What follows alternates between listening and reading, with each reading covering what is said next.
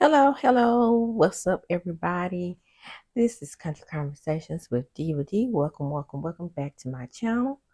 Don't forget to hit that like button and subscribe. Okay. Now this is gonna be my episode review of the Real Housewives of Potomac, and I think this is season 10, episode 7. Don't quote me on that, because like I said, that good Peacock, that good Philo may have me all confused, but it's about chicken shit. Bingo. Okay. It is Karen's birthday, and they're ready to get turned up for the triple 20. So they're still at the bar, right? And no, they're not at the bar yet. Still in the car. Let me just say. In the car, Robin is still having a fit. You don't know what it's like. You don't know what it's like to have somebody accusing you of trying to get your husband fired. And then Wendy's like, Robin, Robin, we all know what it's like to have our husbands accused of something they didn't do. Shout out to Giselle, making accusations against people's husbands. And what she was saying is, when you and Giselle do it, you guys are very complacent, but you throw daggers, and nobody else can do that to you. Hence the result of what's going on with you now. And the way I want to knock Candace's ass out for trying to comfort Robin, I don't know if I probably would have, if I had to take my crying angle and dig it all up into the corners of my eyes to drop one tear from falling. And I'm not talking about holding it, I'm talking about just letting it sit there in pain and agony.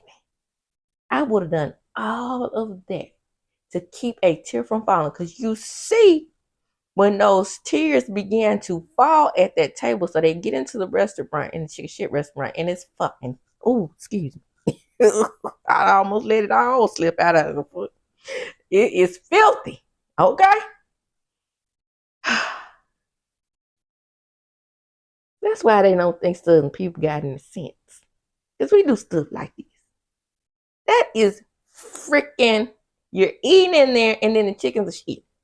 Okay? That has to be unsanitary. Has to be. I don't care how much they clean off the table. Bird poops and animal poop, it secretes. And then it flies through the air when those secretions fly. That's why I just found out that my daughter's allergic to dogs. That's why it don't matter what kind of dog it is, because they always say that there is a hyperallergenic dog. Mm-mm. Her allergist said there is absolutely, positively no such thing as a hyperallergenic dog. I said, oh, but the president had one. And she said, no, that is false. Dogs still secrete that allergen from their saliva and their poop. You can't stop them from spitting, and you can't stop them from shitting. So, therefore, that is not just the allergy from the dander. It's also what they put out into the air. Same thing with Karen. Karen is about to hurl. She about to lose it. Okay, she trying to. I don't mess with the dirty bird.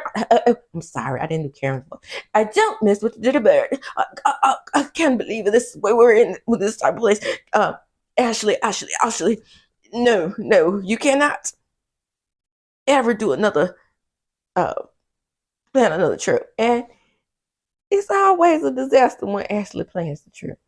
When they go back in the past and they show how last year old girl threw the drink in Wendy's face. But anyway, so Candace is still trying to comfort Robin. She's, trying to tell her that's not what she meant by when she said that her talking on his case did not help him. That's true. When you're talking on a legal matter on national TV, of all places, that cannot help your situation, especially since we know that Juanita did indeed get fired. So she goes outside for her, shout out to Bundy. She goes outside with her Monica moment. I mean, I'm shouting out Monica Bondi, but I thought about that myself, especially. I could just imagine her with the white shoes on, right? I only want to make things right before you walk down my line.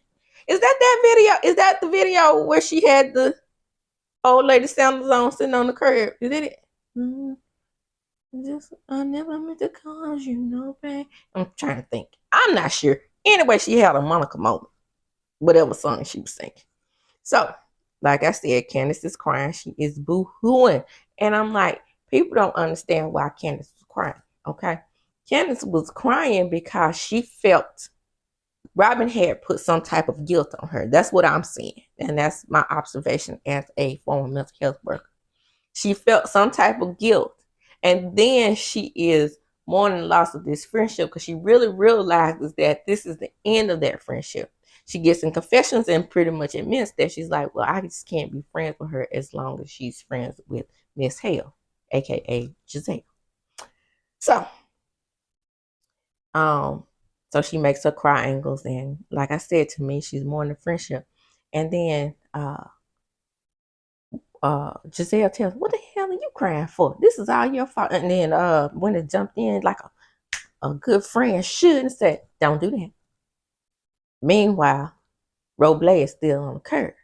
So finally, after Mill follows her out, Bigfoot Mill, she follows her out.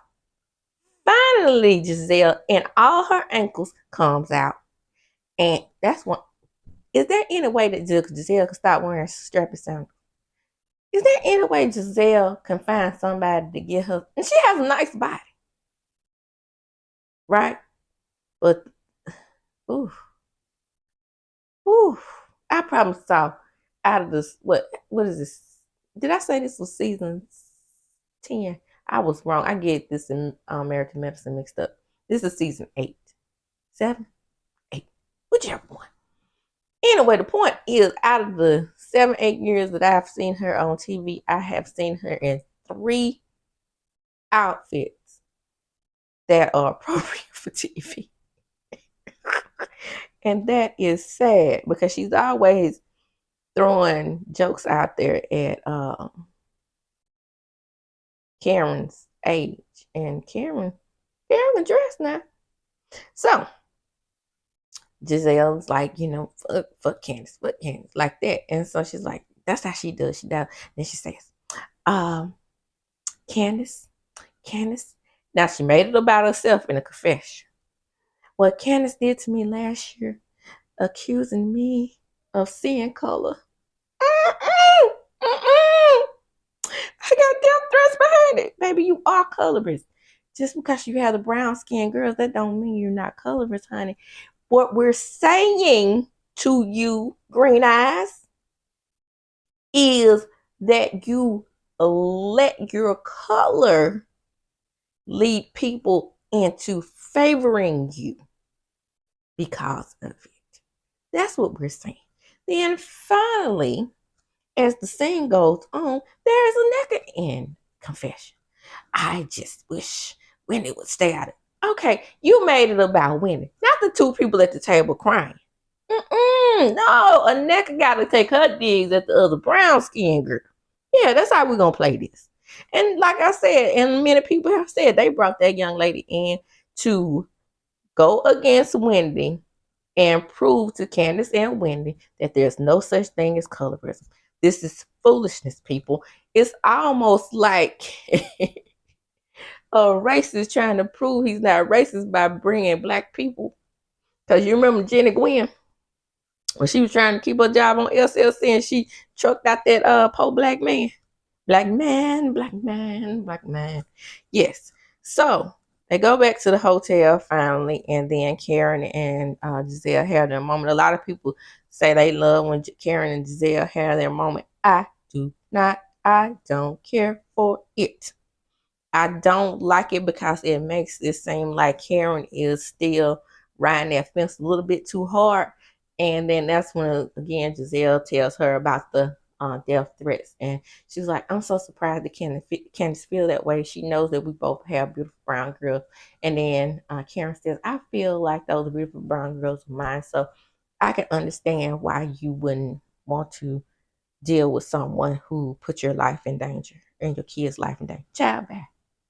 Child, bye. Giselle says she defends herself by saying that her life is in danger too. It is.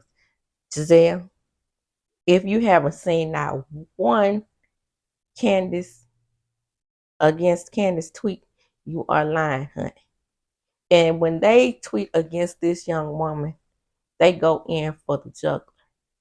And even with people calling her a weak and a crybaby, she takes it on the chin and keeps it pushing.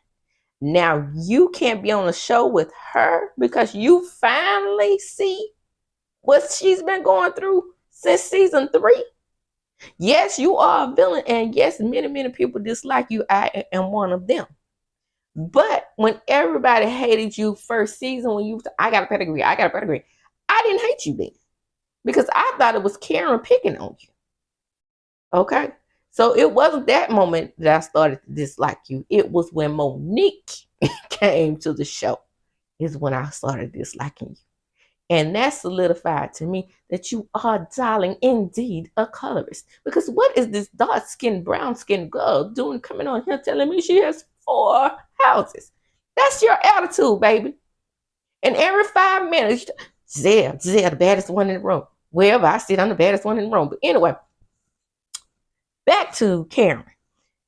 Did Karen look like she had a bat in the cave to y'all? I mean, it looked like to me she had a tugger.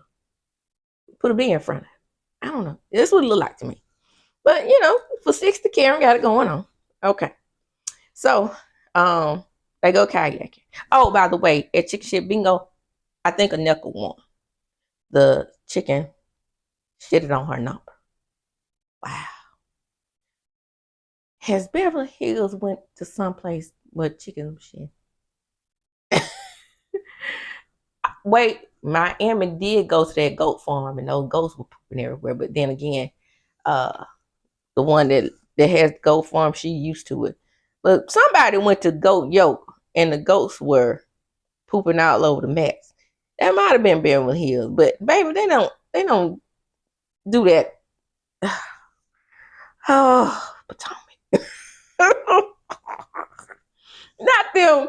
When they first came out, we have the highest address, and in the United States, we live in the most expensive area in this, this mostly black, but I can't tell by this show.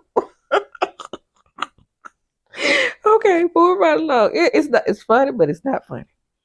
So they go kayaking, and foolishness ensues. Of course, the 2 biggest feet people win the kayaking race. I'm talking about Aneka and Mia. Now, Candace is very observant about the big feet. And I'm surprised she didn't notice that Aneka had some road stumbles on her too. Good grief, Charlie Brown. Both of them. Ooh. So then they get thirsty and they drink wine behind each other. Disgusting. Karen wouldn't get in the water, but it actually looked like they were having fun. And they came up with some kind of rhyme like roll, toe, boat, titties and toe and tie, whatever. Anyway, the point is, they look like they were having fun. When they get back to the hotel, foolishness ensues. Robin calls Juanita. Hello, Robin.